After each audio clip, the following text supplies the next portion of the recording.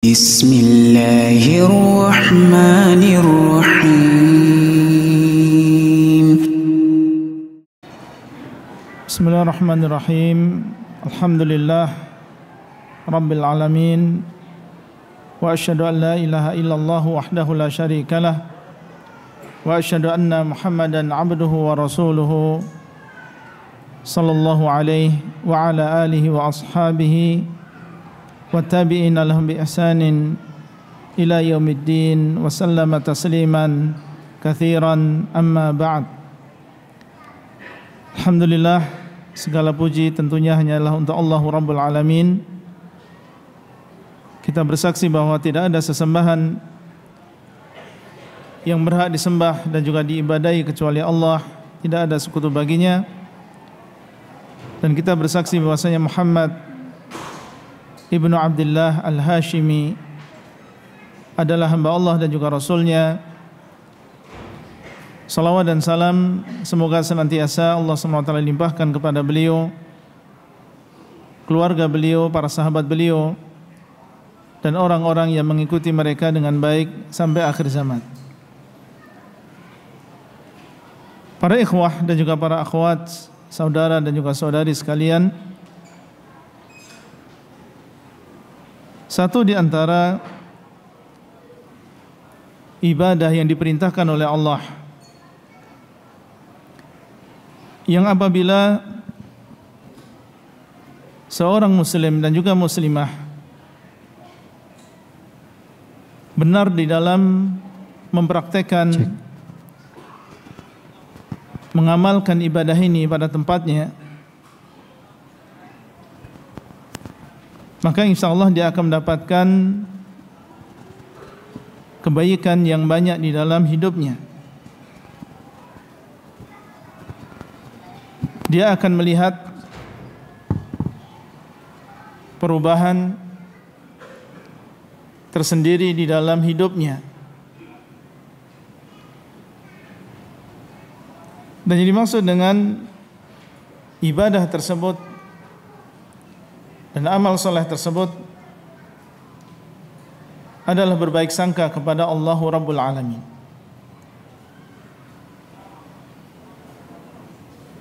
Dan yang dimaksud dengan berbaik sangka kepada Allah adalah seseorang meyakini di dalam hatinya bahwa Allah Azza wa Jalla akan memberikan kebaikan di dalam apa yang sedang dia hadapi atau yang akan dia hadapi, baik yang berkaitan dengan perkara dunia maupun yang berkaitan dengan perkara akhirat. Seseorang meyakini bahwa Allah SWT akan memberikan kebaikan di dalam apa yang dia hadapi, baik yang berkaitan dengan perkara dunia maupun yang berkaitan dengan perkara akhirat. Contoh misalnya, seseorang mendapatkan musibah, maka dia berbaik sangka kepada Allah bahwasanya Allah SWT akan memberikan ana kebaikan di dalam musibah yang ana hadapi.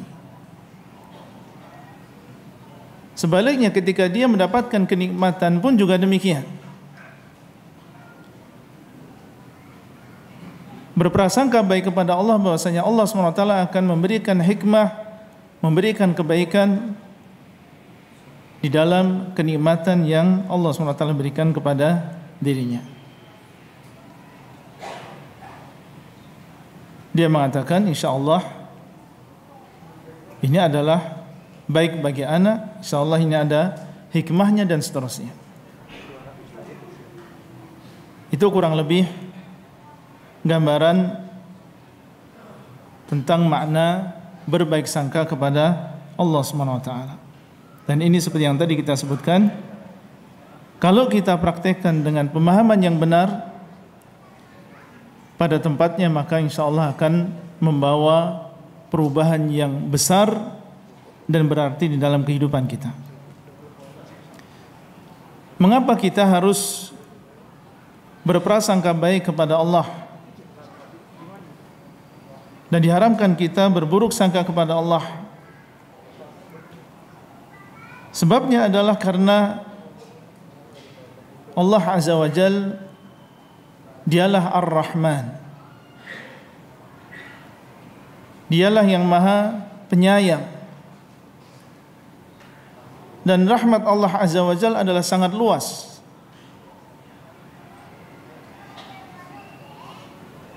Sehingga di dalam Al-Quran Allah SWT menyebutkan namanya Ar-Rahman, Ar-Rahim dalam banyak tempat. Wa kana bil mu'minina rahima. Alhamdulillahi rabbil alamin, Ar-Rahmanir Rahim, dan ayat-ayat yang lain. Wa kana bil mu'minina rahima, dialah Allah SWT yang sangat menyayangi orang-orang yang beriman. Rahmat Allah wasi'at kulla syai', meliputi segala sesuatu. Baik orang yang beriman maupun orang yang kafir, masing-masing dari mereka merasakan dari rahmat Allah SWT. Dan orang-orang yang beriman, maka tentunya rahmat yang Allah SWT berikan kepada mereka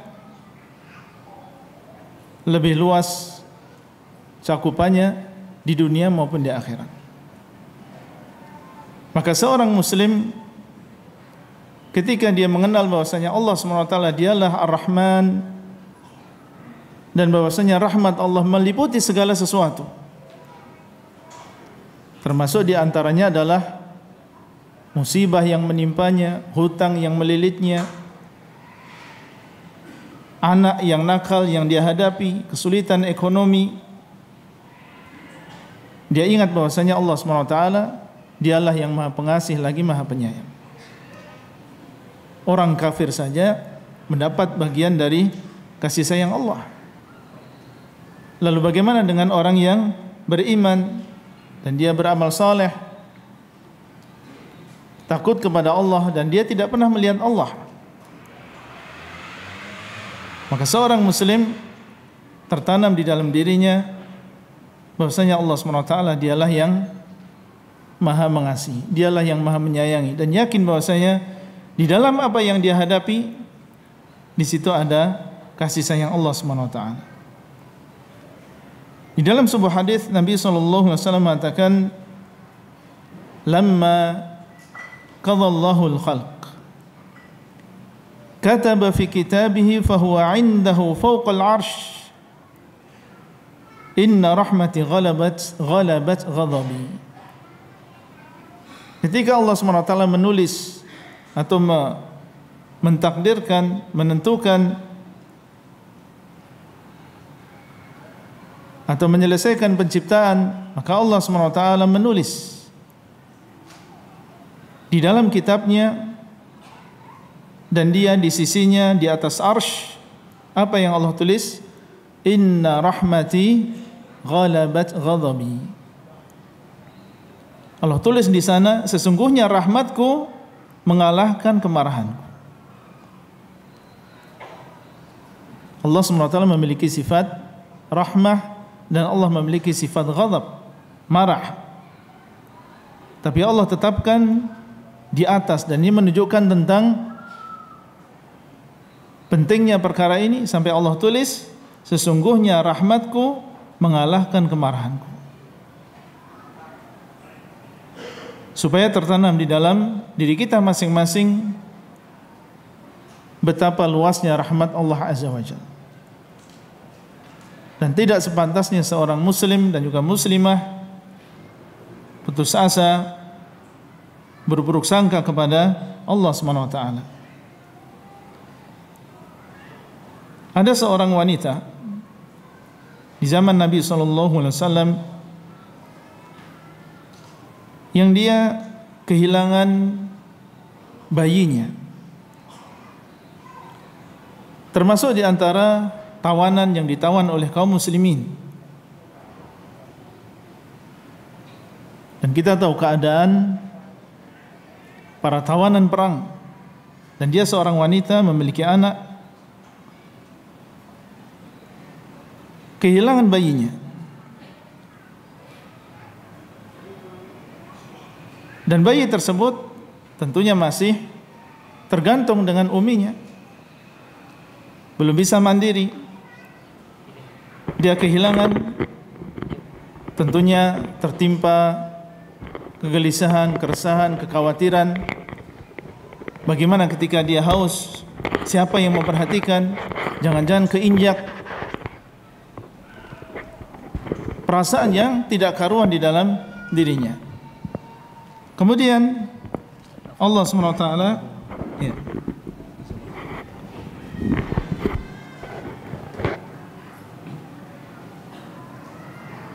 mentakdirkan wanita tersebut menemukan putranya.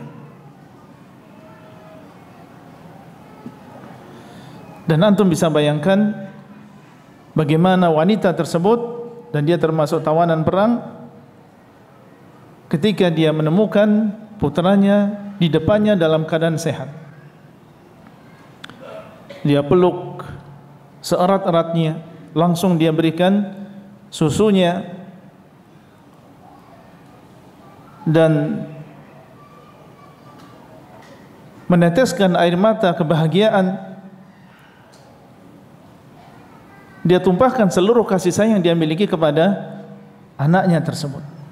Dicium, diberikan minuman, dipeluk. Maka Nabi SAW yang saat itu melihat, dan juga sebagian sahabatnya mengatakan, "Atarawna hadhil mar'ata tarihatan waladaha finnar." Bagaimana pendapat kalian? Apakah kalian menyangka bahwasanya wanita ini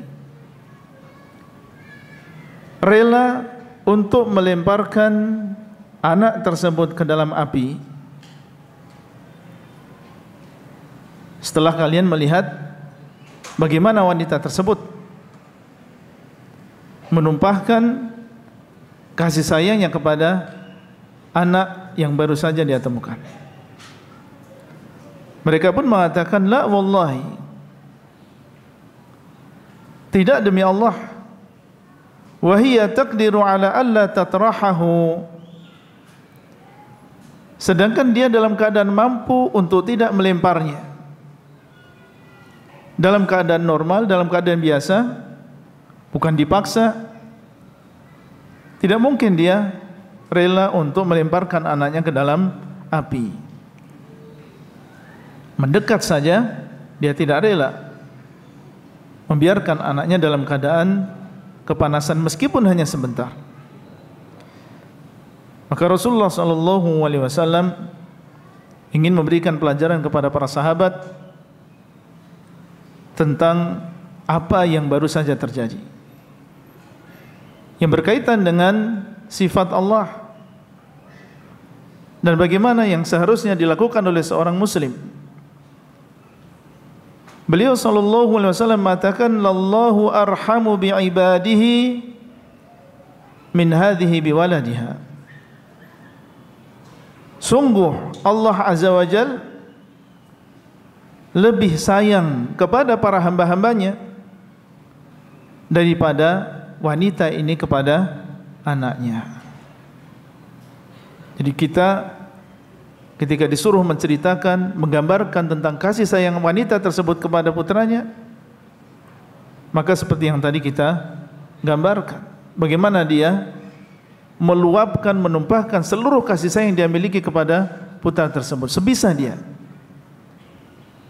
Nabi SAW ingin mengabarkan bahwasanya Allah Azza wa Jal, kasih sayangnya kepada kita hamba-hambanya jauh lebih besar daripada kasih sayang wanita tersebut kepada putranya tadi.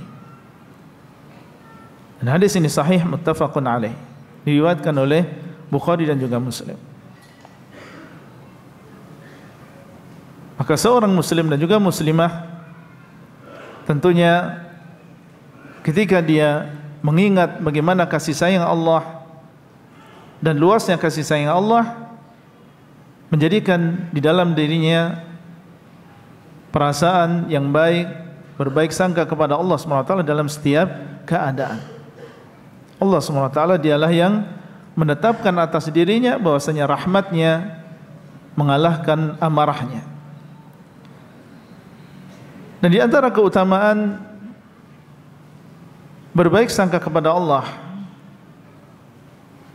yang pertama bahwasanya orang yang memiliki prasangka yang baik kepada Allah,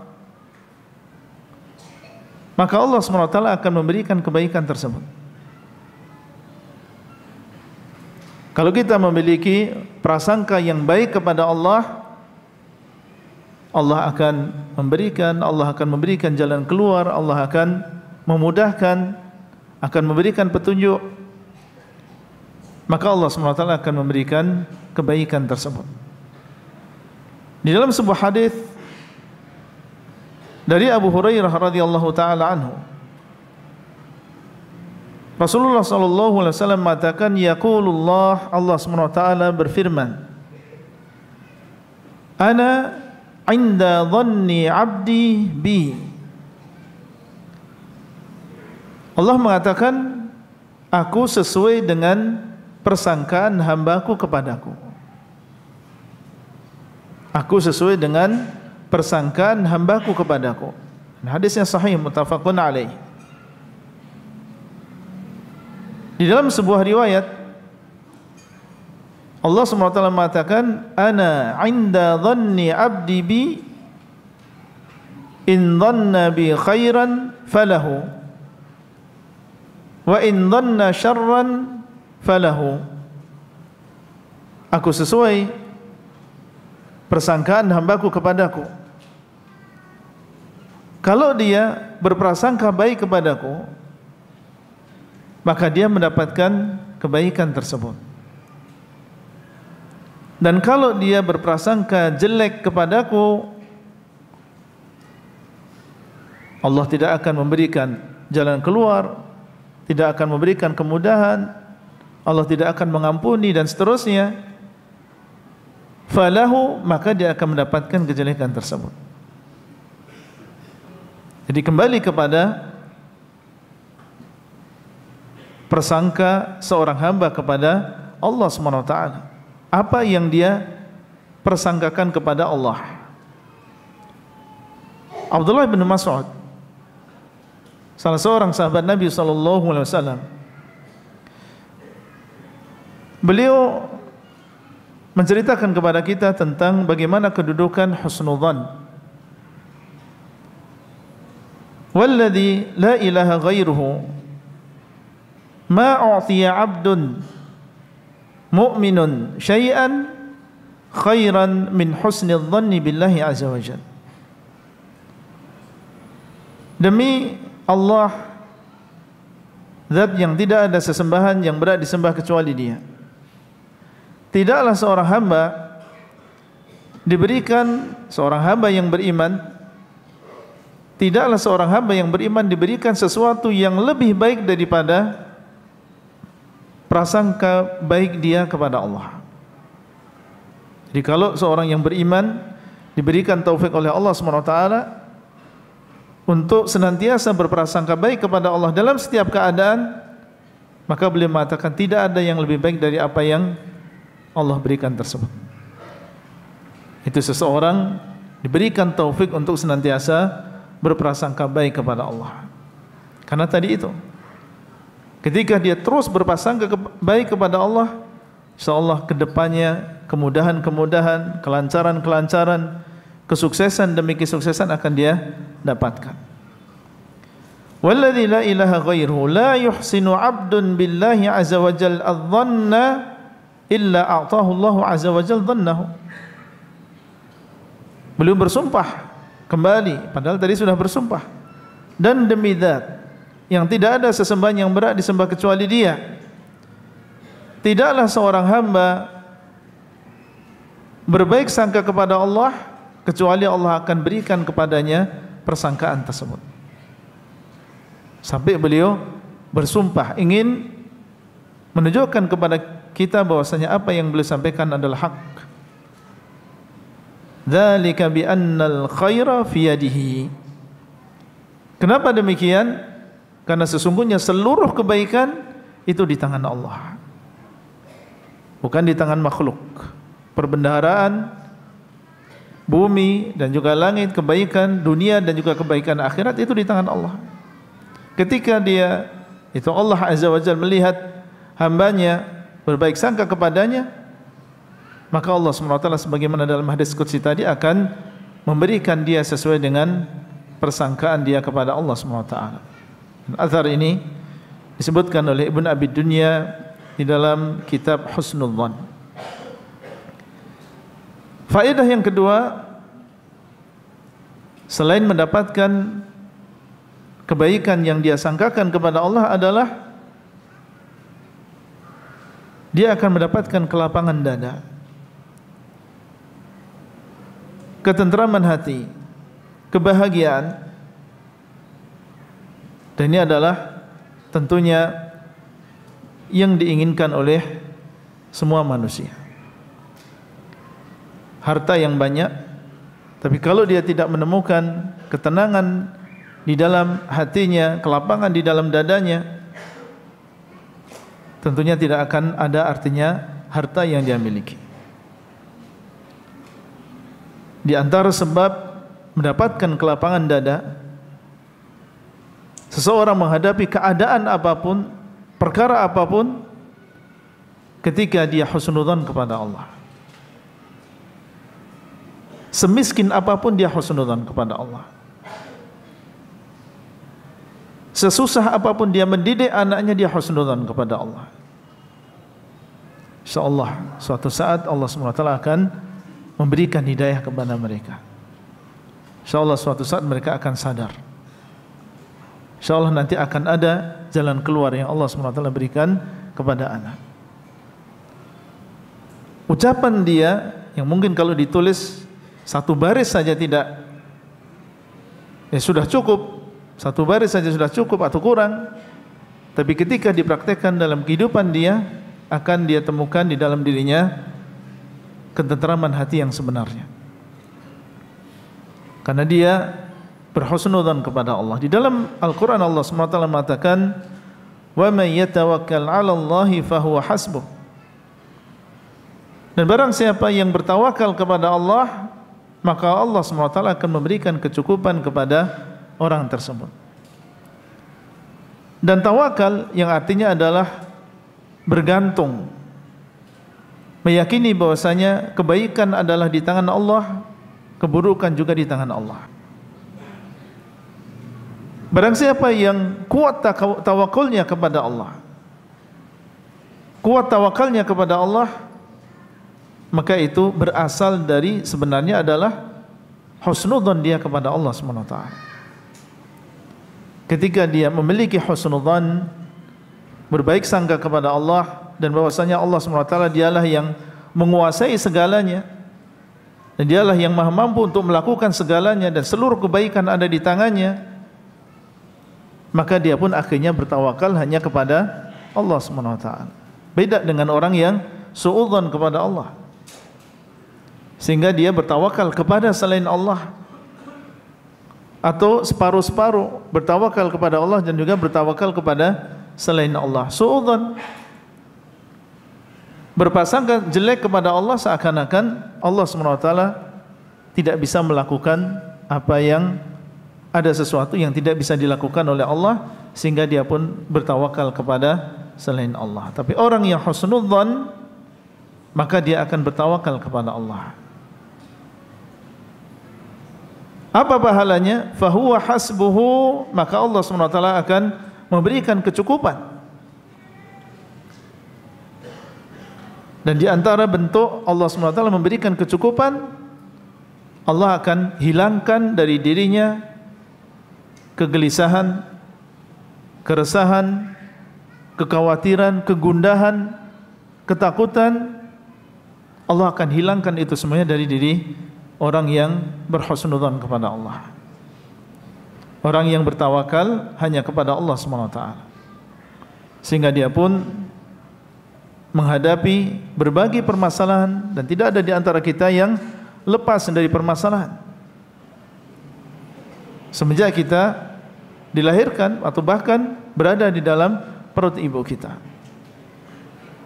Tapi orang yang memiliki modal besar ini, husnudzon kepada Allah, maka perkara-perkara yang mungkin menurut sebagian orang besar sulit untuk dipecahkan, tidak mungkin ada solusinya, tidak mungkin ada jalan keluarnya, dia akan hadapi itu semuanya dengan tenang, dengan modal dia berhusnudzon kepada Allah SWT.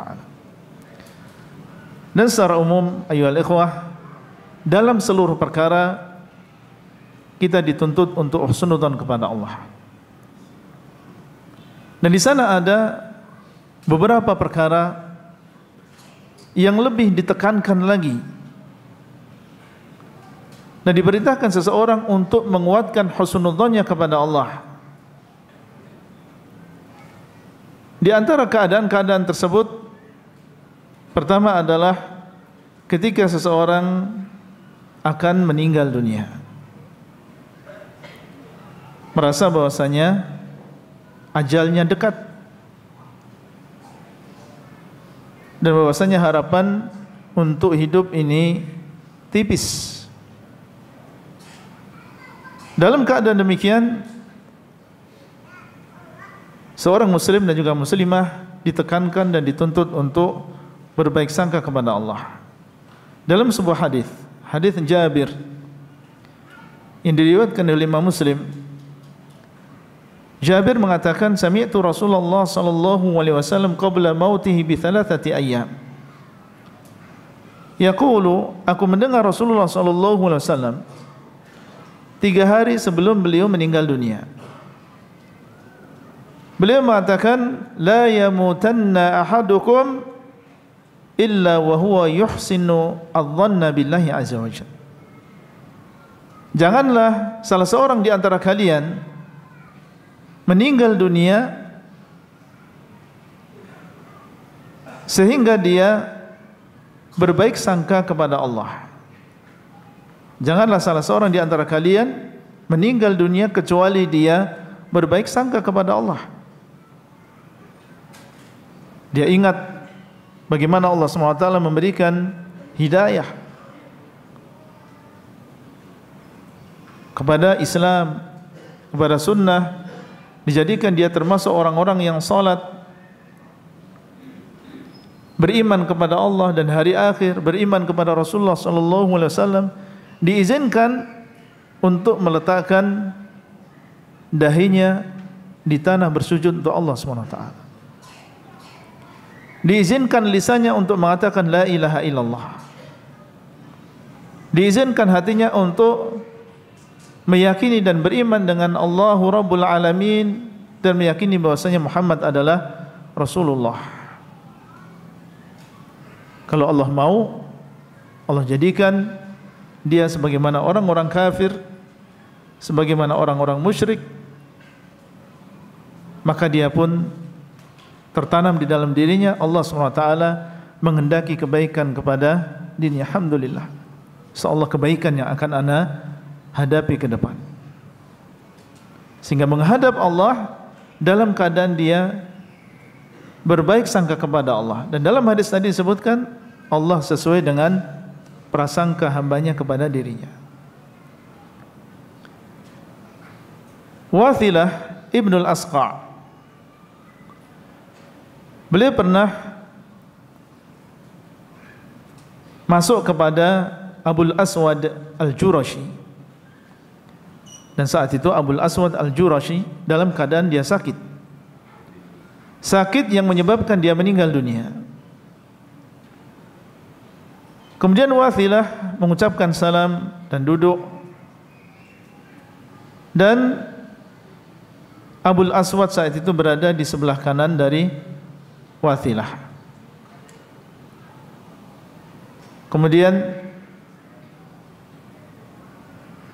beliau mengusap dengan tangannya di atas kedua mata Abul Aswad Al-Jurashi dan juga wajahnya. Kemudian sambil beliau mengusap, dia mengatakan kepada Abul Aswad, wahidatun as'aluka biha, wahidatun as'aluka anha. Ada satu perkara yang ana ingin tanyakan kepadamu wahai Abul Aswad. Qala wa ma hiya? Dia mengatakan, apa yang ingin kau tanyakan? Apa satu perkara itu? Qala kaifa dhannuka bi rabbik? Satu yang dia tanyakan, bagaimana prasangka dirimu terhadap Rabbmu? Apa yang engkau sangkakan kepada Allah? Maka Abul Aswad mengisyaratkan dengan kepalanya,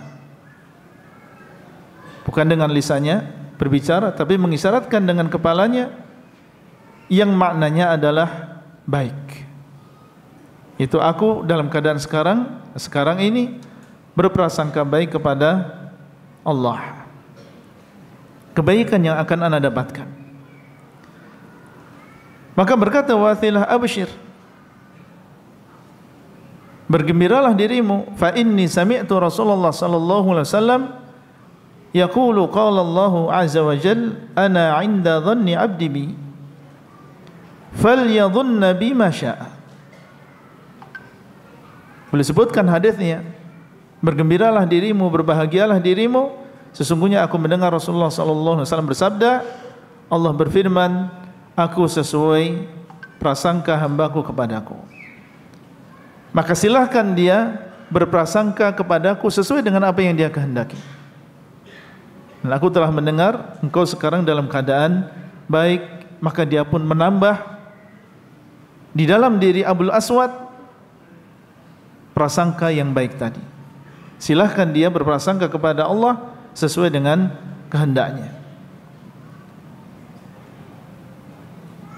Anas bin Malik radhiyallahu taala anhu menyebutkan bahwasanya Nabi sallallahu alaihi wasallam mengunjungi seorang pemuda dan dia dalam keadaan menjelang kematian dia. Kemudian berkata, kaifa tajiduka? Bagaimana engkau mendapatkan dirimu sekarang ini wahai pemuda? Dia mengatakan, wallahi ya Rasulullah, inni arjullah wa inni akhafu dhunubi. Demi Allah wahai Rasulullah, aku sekarang dalam keadaan sangat-sangat mengharap kepada Allah. Harapanku besar kepada Allah SWT, karena mengetahui tentang rahmat Allah yang luas.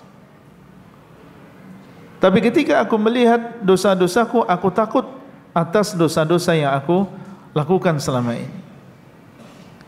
Maka Rasulullah SAW bersabda, la yajtami'ani fi qalbi 'abdin fi mithli hadzal mawtin illa a'tahu Allahu ma yarju wa amanahu mimma yakhaf.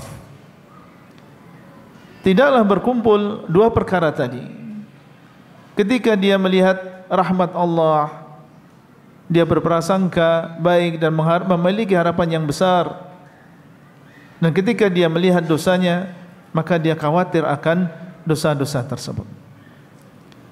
Tidaklah berkumpul dua perkara ini di dalam hati seorang hamba dalam keadaan seperti ini, yaitu dalam keadaan sakaratul maut atau mendekati kematian, kecuali Allah SWT akan memberikan apa yang dia harapkan, dan Allah SWT akan memberikan keamanan dari apa yang dia takuti. Demikian dia kumpulkan antara roja dan juga khauf. Ketika melihat dosanya, khawatir. Tapi ketika dia melihat rahmat Allah, maka dia punya harapan yang besar kepada Allah Rabbul Alamin. Hadis ini hasan, diriwayatkan oleh Tirmidzi. Ibrahim An-Nakhai, seorang salaf, beliau menceritakan bagaimana dahulu para pendahulu kita kanu yastahibbuna an yulaqqinul 'abda mahasina amalihi 'inda mautihi. Mereka dahulu menganjurkan supaya orang-orang yang ada di sekitar mentalkin seseorang yang akan meninggal dunia, yaitu menyebutkan tentang kebaikan-kebaikan amalannya. Disebutkan, Masya Allah, Alhamdulillah, Allah SWT telah memberikan keislaman, memberikan hidayah, memberikan taufik kepada antum. Antum Masya Allah membangun masjid, antum memberi nafkah kepada orang-orang yang membutuhkan. Supaya apa? Likai yuhsina adh-dhanna bi rabbih. Supaya muncul di dalam dirinya prasangka yang baik kepada Allah SWT. Jadi tertanam dan dia punya modal sebelum dia meninggal dunia, memiliki prasangka yang baik kepada Allah SWT. Nah, ini menunjukkan bahwasanya di antara keadaan yang sangat ditekankan seseorang untuk husnudzon kepada Allah adalah ketika dia akan meninggal dunia, menyangka bahwasanya dia akan meninggal dunia dalam waktu dekat. Ada seorang Arab Badui sakit, kemudian dokter yang mengobati dia berkata, innaka satamut, engkau sebentar lagi akan meninggal dunia, karena melihat dan didiagnosa ini sudah parah, dan dalam keadaan seperti ini tidak mungkin dia akan hidup dalam waktu yang lama. Kemudian orang Arab Badui ini mengatakan, thumma ila aina sa'adhabu, kalau aku meninggal dunia, aku akan pergi kemana? Tentunya pertanyaan di sini bukan pertanyaan yang tujuannya adalah ingin bertanya, tidak. Beliau cuma ingin mendengar jawaban yang dia sudah tahu jawabannya, yang akan menguatkan hatinya. Qala ilallah, jelas engkau akan pergi kepada Allah, engkau akan kembali kepada Allah. Maka orang Arab Badui ini mengatakan, ma karahati an adhaba ila man la aral khaira illa minhu. Mengapa saya harus takut, mengapa saya harus benci pergi kembali kepada zat yang tidaklah aku melihat kebaikan kecuali itu berasal darinya. Dia melihat di dunia ini seluruh kebaikan berasal dari Allahu Rabbul Alamin. Seluruh nikmat yang zahir, yang batin, yang berkaitan dengan agama, yang berkaitan dengan dunia, semuanya berasal dari Allah SWT, berasal dari Allahu Rabbul Alamin. Lalu kenapa saya harus benci kembali kepada zat yang aku tidak pernah melihat kebaikan kecuali itu berasal dari Allah SWT? Husnudzon, berbaik sangka kepada Allah SWT. Ada seorang laki-laki dalam keadaan dia mendekati kematian. Kemudian orang-orang yang ada di sekitarnya bertanya, ma tarallaha fa'ilan bika, apa kira-kira yang Allah akan lakukan kepadamu? Bagaimana nasibmu kelak setelah engkau meninggal dunia? Kira-kira. Qal, dia mengatakan, laqad akramani wa ana fi dari, falan yakuna aqalla karaman wa ana fi dari. Lihat husnudzon dari orang ini. Sungguh Allah SWT telah memuliakan diriku dan aku berada di negeriku.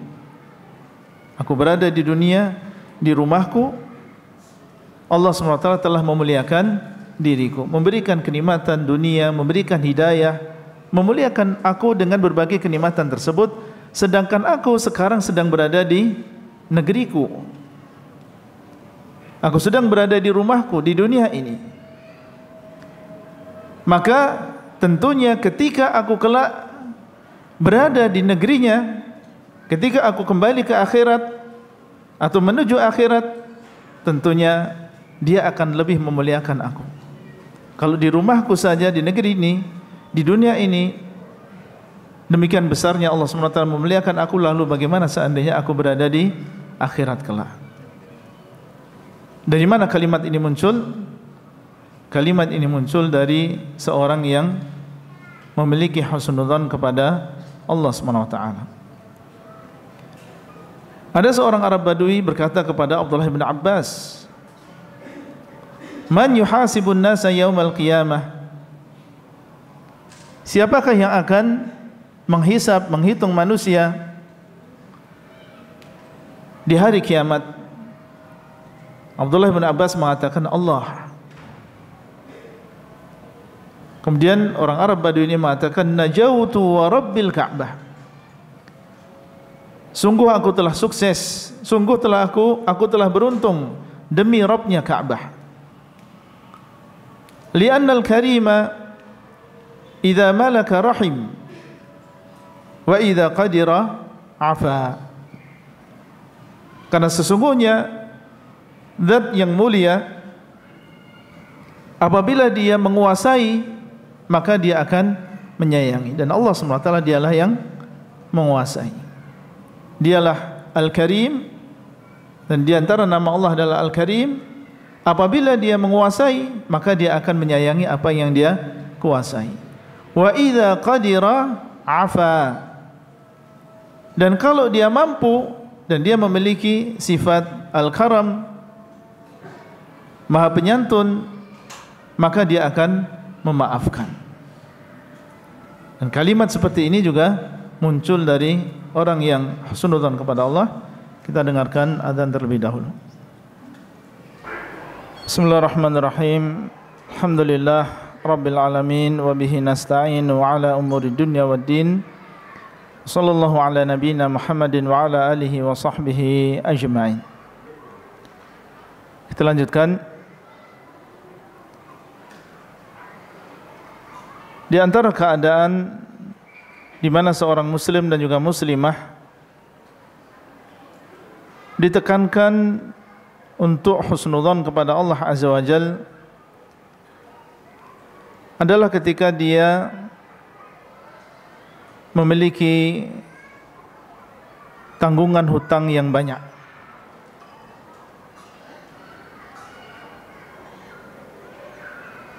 Di antara kisah yang berkaitan dengan masalah ini,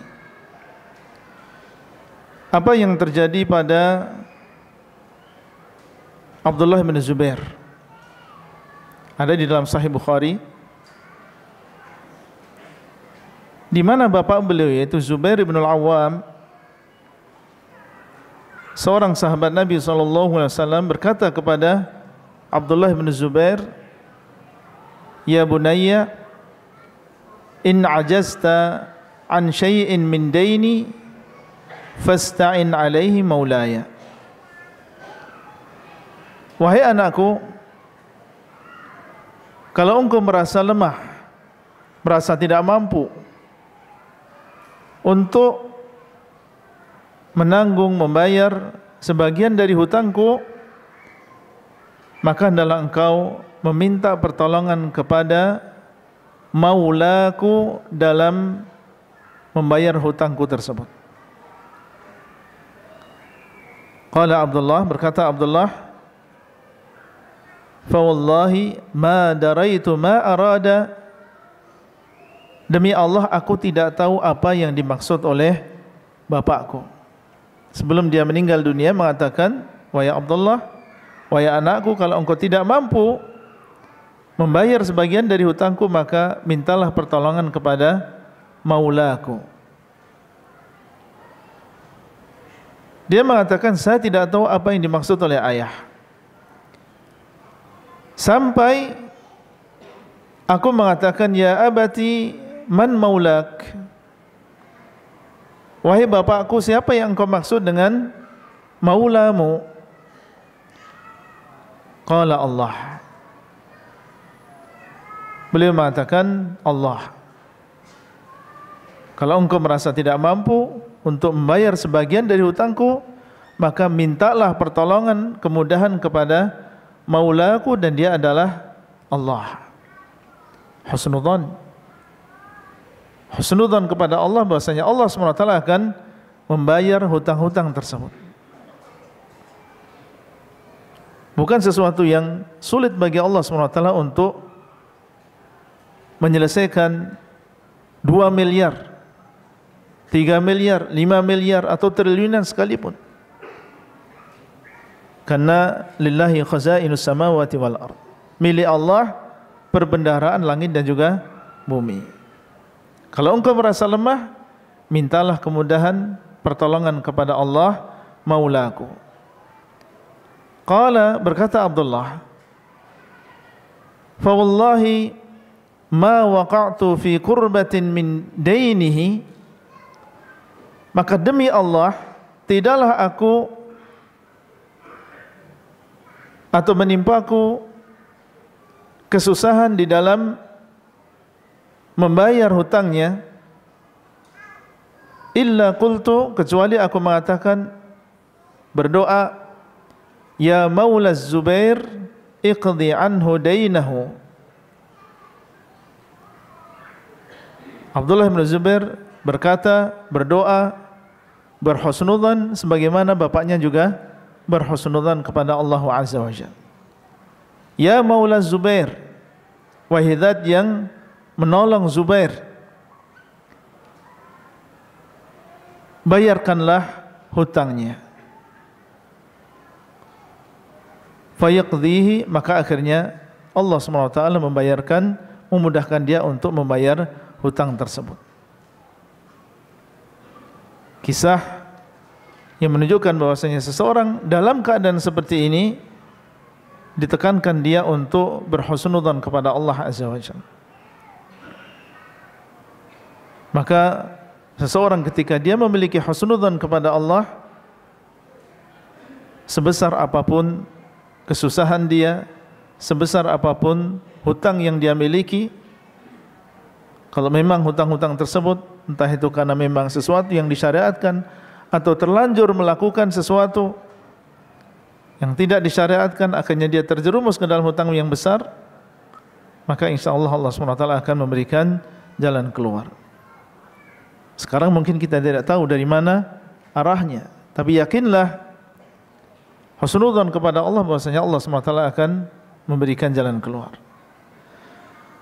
Di antara keadaan tersebut adalah ketika seseorang merasakan sempitnya rezeki, sulitnya ekonomi.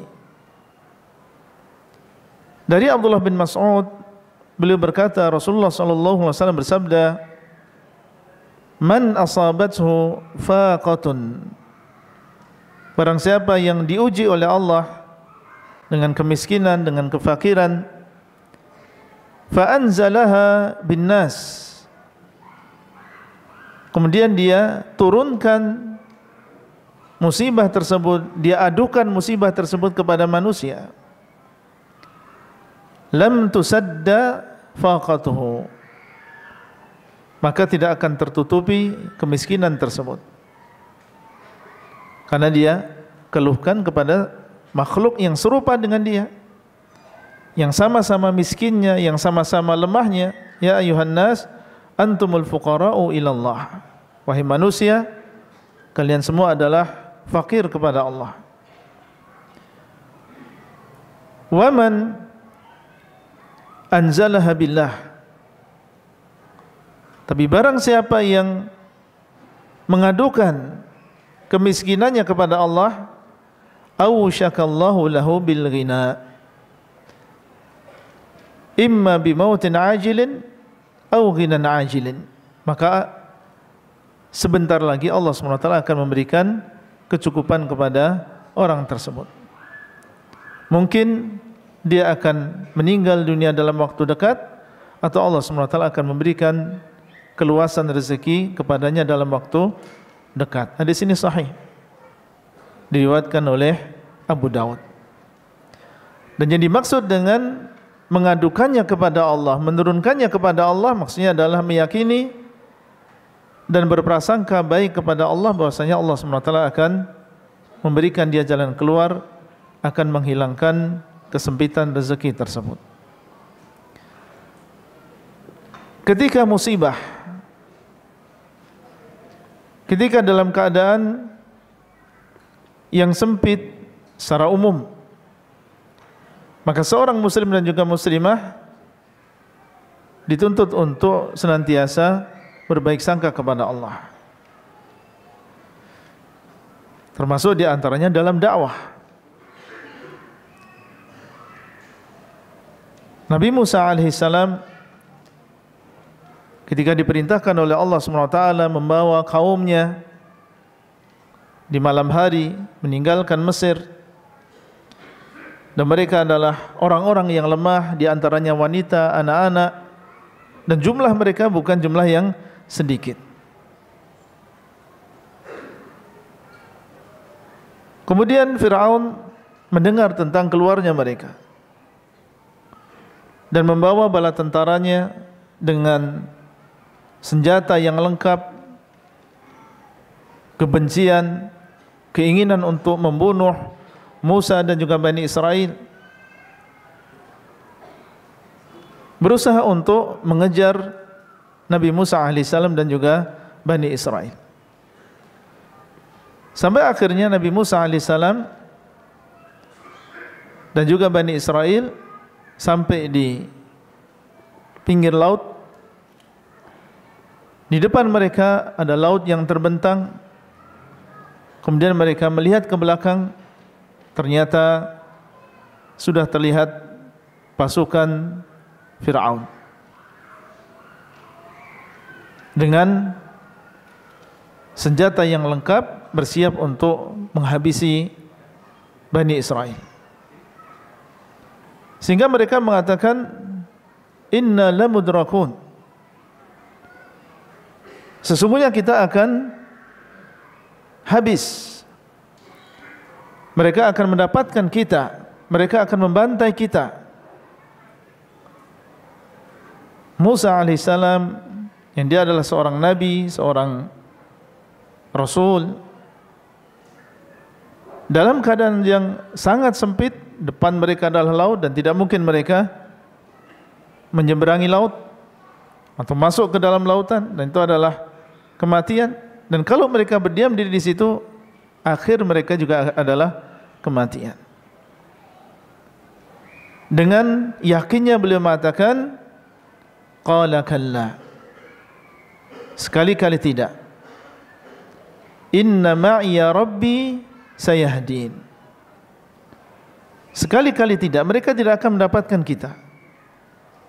Sesungguhnya bersamaku Rabbku yang akan memberikan petunjuk kepada diriku. Karena sebelum Nabi Musa alaihissalam datang kepada Fir'aun, beliau dan juga saudara beliau Harun, Allah SWT dialah yang memerintahkan keduanya untuk mendatangi Fir'aun dan mengabarkan kepada keduanya bahwasanya aku bersama kalian, tidak usah takut. Asma'u wa ara, aku mendengar apa yang terjadi dan aku melihat apa yang terjadi. Diikuti oleh Allah SWT. Allah mengetahui apa yang terjadi, Allah mendengar, melihat percakapan antara Fir'aun dan juga Nabi Musa dan juga Nabi Harun, bagaimana ditantang oleh atau Fir'aun mendatangkan tukang-tukang sihirnya, sampai akhirnya Allah SWT menyuruh Nabi Musa alaihissalam untuk meninggalkan Mesir bersama Bani Israel. Itu semua tidak lepas dari ilmu Allah. Maka Nabi Musa alaihissalam dengan husnudzannya kepada Allah mengatakan, kalla inna ma'iya rabbi sayahdin, sekali-kali tidak, tidak usah takut, sesungguhnya bersamaku Rabbku yang dia akan memberikan petunjuk kepadaku. Waktu yang sangat sempit, bisa dihitung dengan menit. Fa'auhayna ila Musa an idrib bi'asakal bahar. Maka dalam keadaan demikian, ketika Nabi Musa alaihissalam berhusnudzan kepada Allah, Maka Allah pun mewahyukan kepada Nabi Musa untuk memukulkan tongkatnya ke laut. Beliau mendekat ke laut, kemudian memukulkan tongkat beliau ke laut. Fanfalaqa, maka tiba-tiba laut menjadi terbelah. Air yang semula bersatu tiba-tiba dia berpisah. Fakana kullu firqin kattaudil azim, berpisah menjadi dua, dan masing-masing dari pisahan tersebut adalah seperti gunung yang besar, sesuatu yang besar. Terpisah sehingga terlihat dasar dari lautan tersebut, sehingga lautan dasarnya menjadi kering.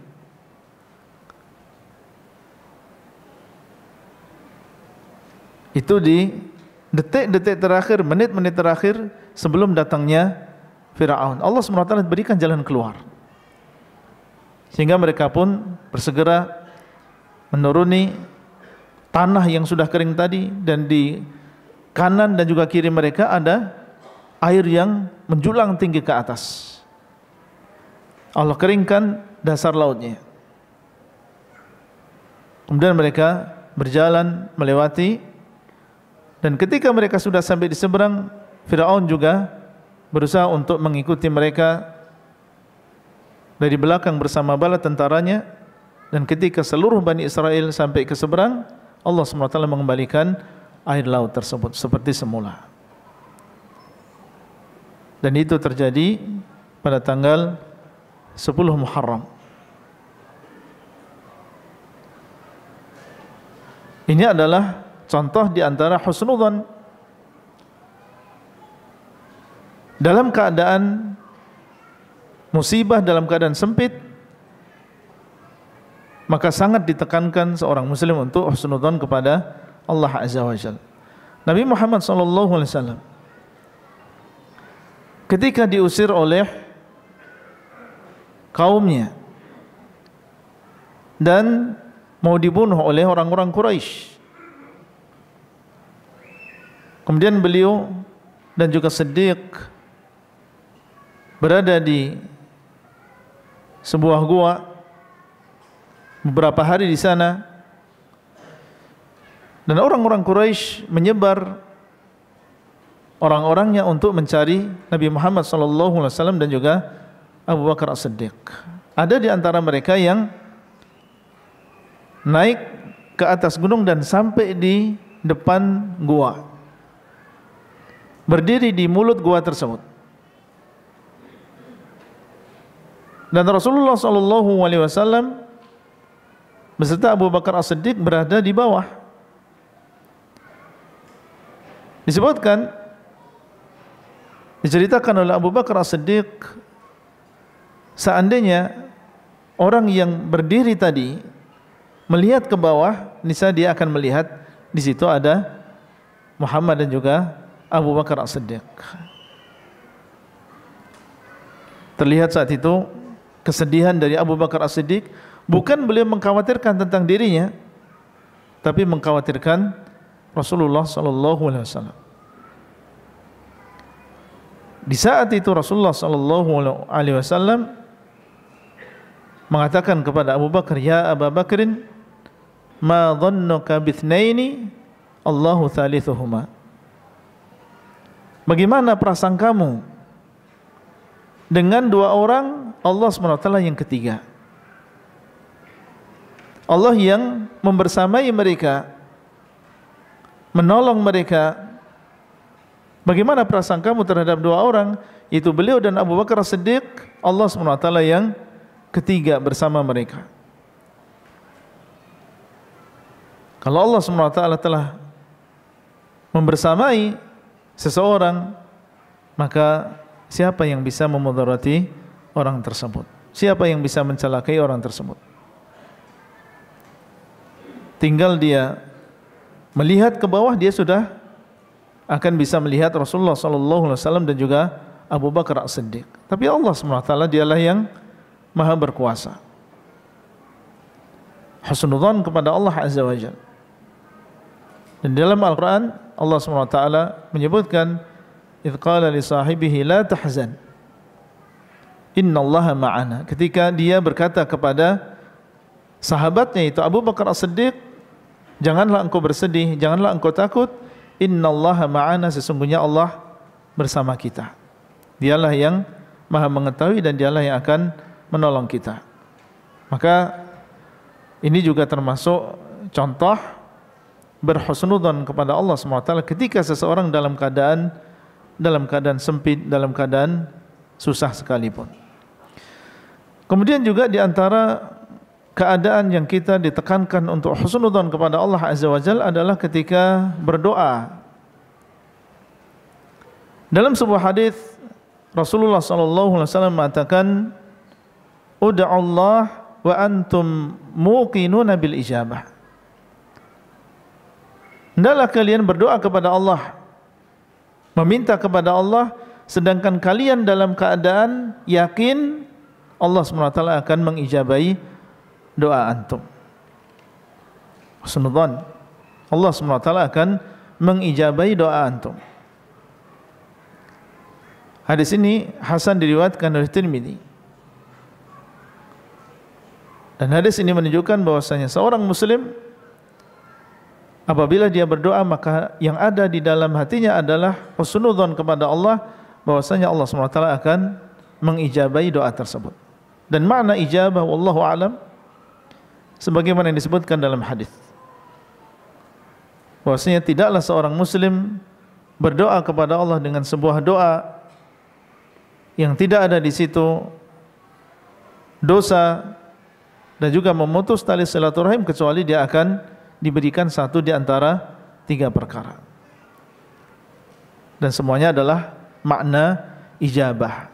Yang pertama, dikabulkan sebagaimana yang dia minta di dunia ini. Atau yang kedua, seandainya tidak dikabulkan sesuai dengan yang dia minta, akan dihindarkan darinya musibah yang sebanding dengan doa yang dia minta.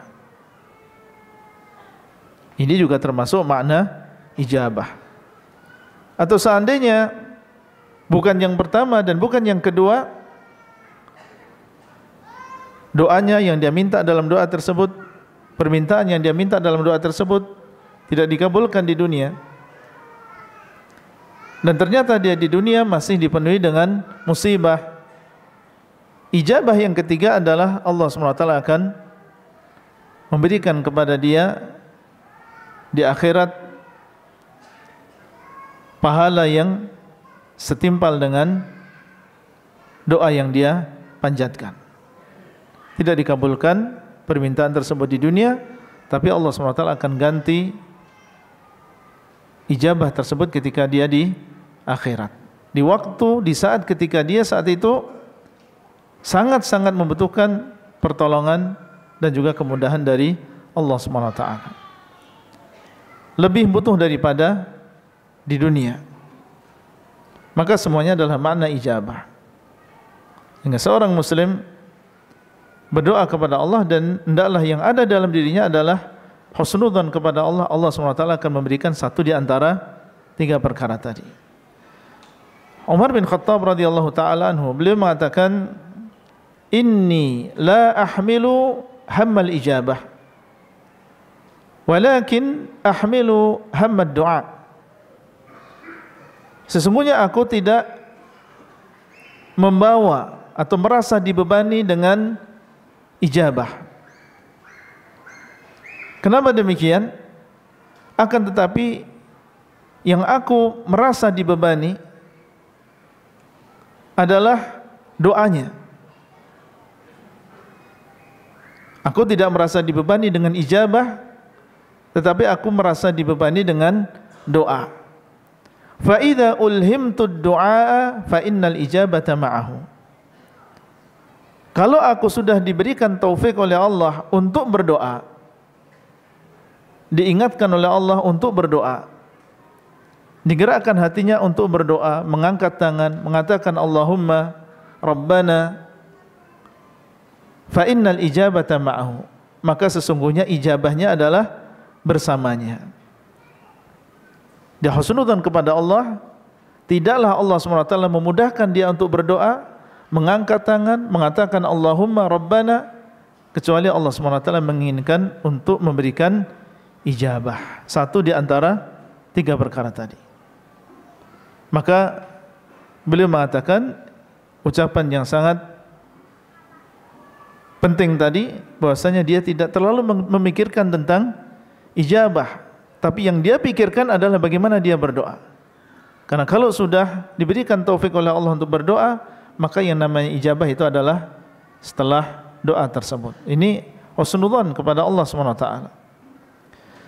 Kemudian di antara keadaan yang hendaknya kita husnudzan kepada Allah adalah ketika seseorang bertobat dan juga beristighfar.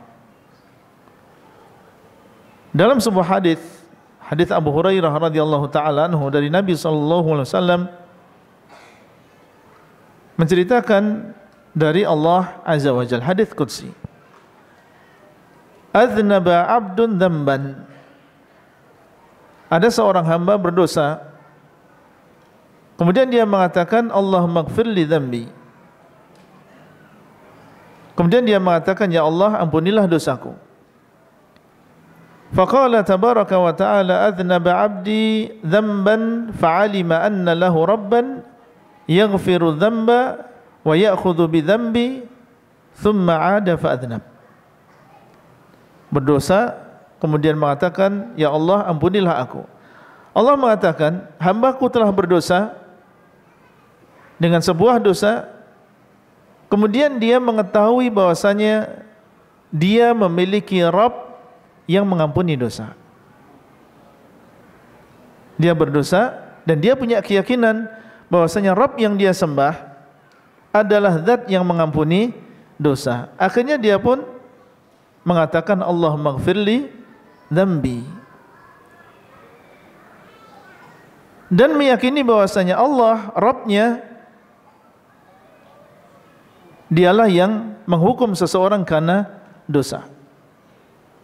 Berarti di sini ada husnudzan kepada Allah SWT. Bahwasanya Allah SWT dialah yang mengampuni dosa. Makanya dia mengatakan istighfar, mengucapkan istighfar. Kemudian hamba ini kembali melakukan dosa. Kemudian berkata, ay Rabbi ighfir li dzambi. Dan kembali dia menyesal, bertobat dengan sebenar-benarnya dan mengatakan, ya Allah, ampunilah dosaku. Maka Allah mengatakan, abdi adznaba dzamban fa'alima anna lahu rabban yaghfiru dzamb wa ya'khudhu bi dzambi. Hambaku ini dia melakukan dosa dan dia tahu, dia sadar bahwasanya dia memiliki Rabb yang mengampuni dosa dan mengadab dengan sebab dosa. Husnudzan. Kemudian melakukan dosa lagi dan memohon ampunan kepada Allah lagi, dan Allah SWT kembali mengatakan, hamba ini telah melakukan dosa dan dia sadar bahwasanya dia memiliki Rabb yang mengampuni dosa dan menghukum seseorang, mengadab seseorang dengan dosa tersebut. Kemudian Allah mengatakan, i'mal ma syi'ta faqad ghafartu lak. Lakukan sesuai dengan kehendakmu, sungguh aku telah mengampuni dosamu. Artinya selama seseorang, ini bukan maksudnya adalah seseorang diperintahkan untuk berdosa dan juga bermaksiat. Jelas maksiat dan juga dosa dilarang. Tapi maksud ucapan Allah SWT dalam hadis qudsi ini adalah hendaknya seseorang senantiasa berhusnudzan kepada Allah SWT. Dan tobat, istighfar yang diucapkan oleh laki-laki ini bukan tobat yang tidak nasuh. Dia adalah tobat yang nasuha. Di sana ada penyesalan, di sana ada keinginan untuk tidak melakukan dosa di masa yang akan datang. Tapi dia meskipun bertobat, tetap dia adalah seorang manusia yang dikatakan oleh Nabi SAW, kullu ibni Adam khata'. Setiap anak Adam itu sering melakukan dosa dan juga kesalahan. Seorang hamba terkadang dia sudah melakukan taubat yang nasuha, tetapi akhirnya dia terjerumus ke dalam dosa itu kembali. Apa kewajiban dia? Bertobat lagi dengan tobat yang nasuha lagi. Jadi tobat yang nasuha bukan berarti seseorang kemudian setelah itu menjadi malaikat, tidak. Dia tetap sebagai seorang manusia. Mungkin saja dia melakukan dosa di masa yang akan datang, tapi dosa yang telah berlalu, yang dia sudah melakukan taubat nasuha di dalamnya, sudah dihapuskan oleh Allah SWT. Maka seorang muslim hendaklah dia berhusnudzan kepada Allah ketika dia bertobat dan ketika dia beristighfar kepada Allah. Bagaimanapun besar dosa dan juga kesalahan yang dia lakukan, dia harus yakin bahwasanya maghfiratullah itu lebih luas daripada dosa yang dia lakukan. Ampunan dari Allah itu lebih luas daripada dosa yang dia lakukan. Para ikhwah dan juga para akhwat rahimani wa rahimakumullah, itu adalah beberapa keadaan di mana seseorang ditekankan untuk memperkuat husnudzan dia kepada Allah Azza wa Jalla. Dan sekali lagi, secara umum dalam setiap keadaan seseorang senantiasa husnudzan kepada Allah. Kita punya anak yang susah untuk dinasihati, nakalnya luar biasa, berkali-kali diberikan ujangan, diberikan wasiat, diberikan nasihat, masuk telinga kanan, keluar telinga kiri. Maka dalam keadaan demikian seorang muslim, orang tua berhusnudzan kepada Allah SWT. InsyaAllah suatu saat semoga Allah SWT memberikan hidayah. Alhamdulillah, Allah SWT menginginkan kebaikan untuk anak tersebut, diberikan hidayah kepada orang tuanya, sehingga orang tuanya muslim mendapatkan hidayah kepada sunnah, dan dia adalah anakku dan aku diberikan oleh Allah SWT hidayah kepada sunnah. Semoga ini adalah kehendak baik dari Allah SWT, bahwasanya Allah SWT ingin memberikan hidayah juga kepada putra dan juga putriku. Husnudzan kepada Allah. Dan sampai seorang ayah atau seorang ibu bersuudzon kepada Allah Azza wa Jalla, putus asa, merasa bahwasanya anaknya tidak bermanfaat atau dia adalah anak yang sia-sia, tidak mungkin dia mendapatkan hidayah. Hendaknya seseorang senantiasa husnudzon kepada Allah SWT dalam setiap keadaan. Dan perlu kita ingatkan di sini perbedaan antara husnudzon dengan tertipu. Tertipu dengan rahmat Allah. Husnudzon dengan pengertian yang benar. Nah, tadi kita sebutkan kalau seseorang mengamalkan husnudzon kepada Allah dengan pengertian yang benar, maka dia akan memperbaiki amalannya. Dia akan mengambil sebab, karena dia beriman dengan seluruh yang datang dari Allah SWT. Sebagaimana dia husnudzon dan itu adalah perintah dari Allah SWT, maka dia pun juga mengambil sebab, beramal, dan itu adalah bentuk bahwasanya dia baik persangkaannya kepada Allah SWT. Jadi husnudzon yang benar akan melahirkan mengambil sebab untuk mendapatkan kebaikan tersebut. Sehingga seseorang misalnya dia dalam keadaan sakit, maka dia berhusnudzan bahwasanya dia akan suatu saat Allah SWT akan memberikan kesembuhan. Dan kalau husnudzan dia adalah husnudzan yang benar dan dibenarkan, maka dia akan mengambil sebab. Di antara sebabnya dia datang ke dokter. Semoga ini adalah cara yang Allah takdirkan untuk mendapatkan kesembuhan tadi. Di antara sebabnya dia berdoa, di antara sebabnya dia menjaga kesehatannya. Ini adalah husnudzon yang sebenarnya.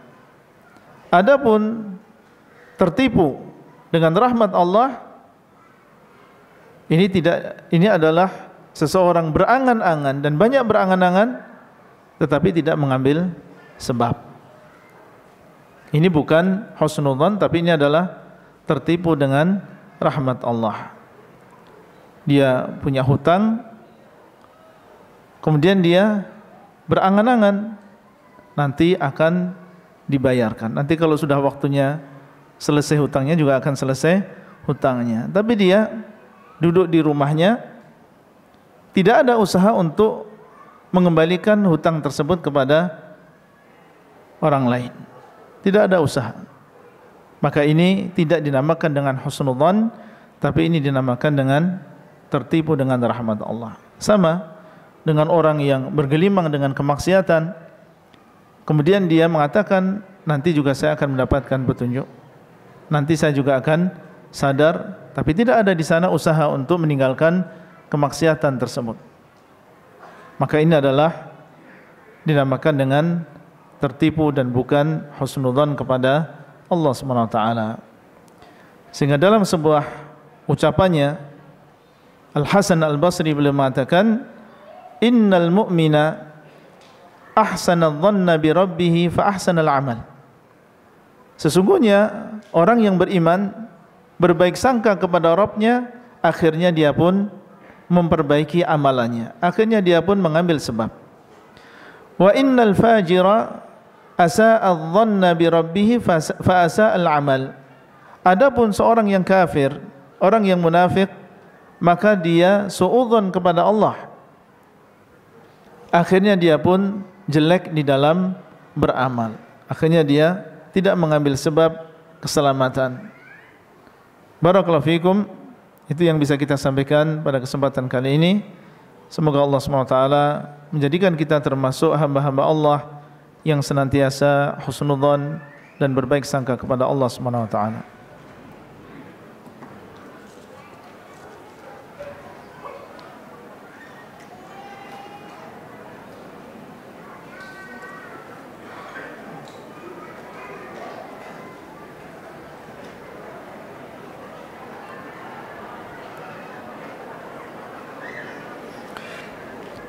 Ya, satu saja mungkin pertanyaan.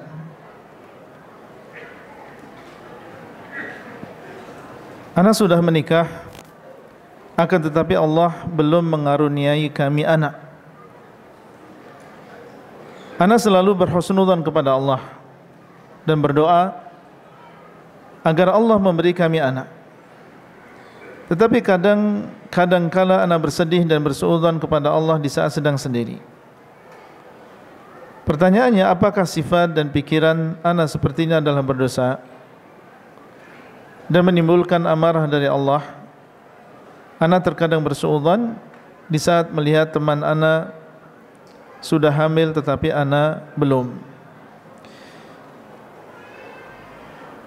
Seperti yang tadi kita sebutkan, bahwasanya seorang muslim dan juga muslimah senantiasa husnudzon kepada Allah dalam setiap keadaan.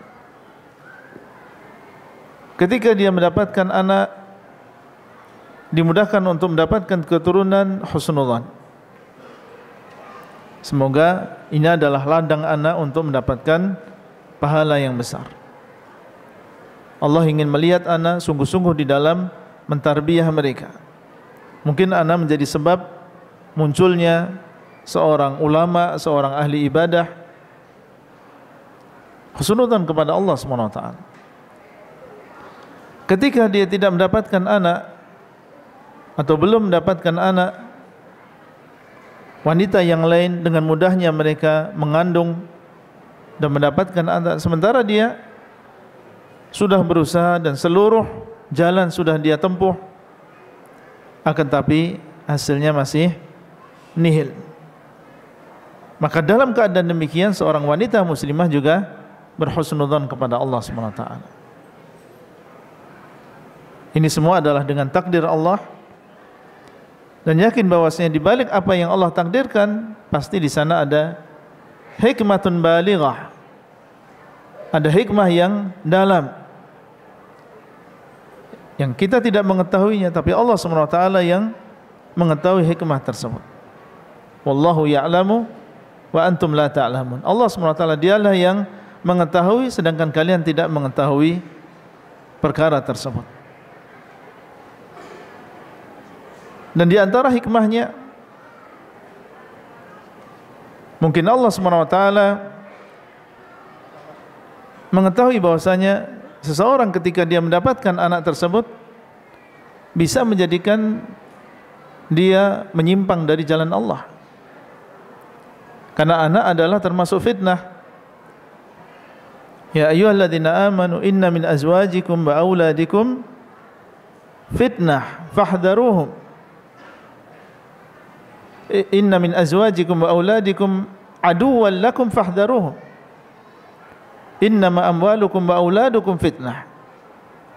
Wahai orang-orang yang beriman, sesungguhnya di antara istri-istri kalian dan anak-anak kalian ada musuh bagi kalian, maka hendaklah kalian waspada. Betapa banyak orang tua yang menyimpang, rela untuk mencari harta yang haram, melakukan sesuatu yang melanggar agama demi untuk anaknya, menyimpang gara-gara anaknya.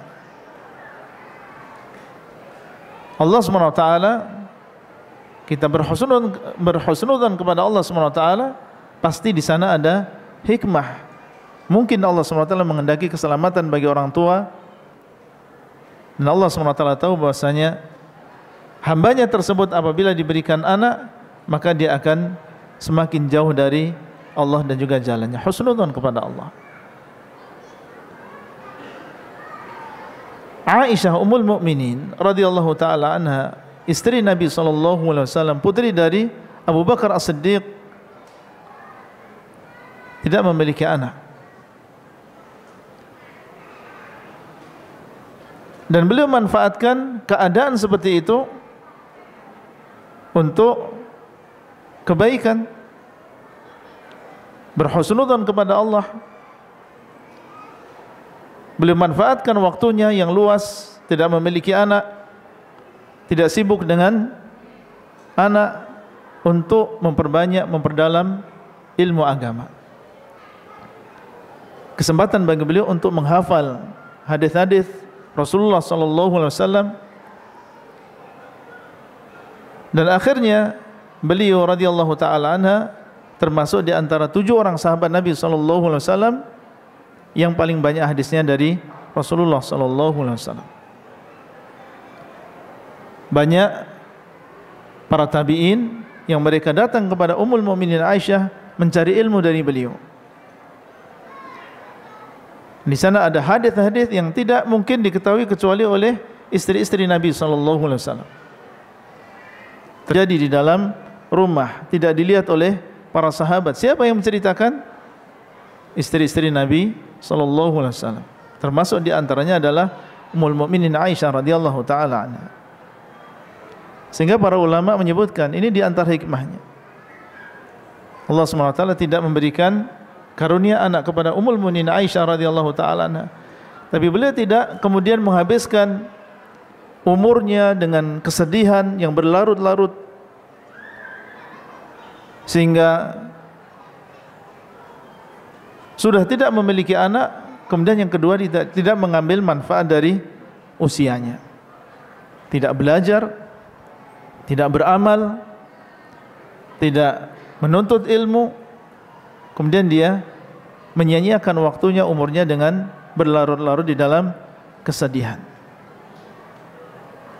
Seorang muslim dan juga muslimah, maka hendaklah dia husnudzan kepada Allah. Mungkin Allah SWT menghendaki demikian, mungkin Allah SWT menghendaki demikian. Kalau dia tidak menemukan jawabannya, dia katakan mungkin Allah SWT, dan ana yakin bahwasanya Allah SWT memiliki hikmah di dalam ini semuanya, meskipun ana tidak mengetahui hikmahnya. Sehingga dia pun berjalan melanjutkan mengarungi hari demi hari di dalam kehidupannya, dalam keadaan dia terus tetap bersemangat di dalam kehidupan dia, sehingga dilihat oleh orang lain, oleh wanita yang lain, meskipun dia tidak punya anak, tapi masih terlihat bersemangat, terlihat bergembira dan tetap berbahagia dalam keadaan seperti itu. Kita melihat sebagian demikian. Dia tidak punya anak dan sudah bertahun-tahun dia menunggu anak yang diidam-idamkan, tapi kita lihat dia masih menjadi seorang yang sangat-sangat berbahagia. Tidak terlihat di dalam wajahnya kesedihan, tapi terus bersemangat di dalam hidupnya. Dari mana ini semua muncul? Dari husnudzon kepada Allah SWT. Jadi seseorang dalam keadaan apapun maka hendaklah dia husnudzon kepada Allah SWT. Demikian yang bisa kita sampaikan. Barakallahu fikum. Sallallahu ala nabiyina Muhammadin wa ala alihi wa sahbihi ajma'in. Assalamualaikum warahmatullahi wabarakatuh.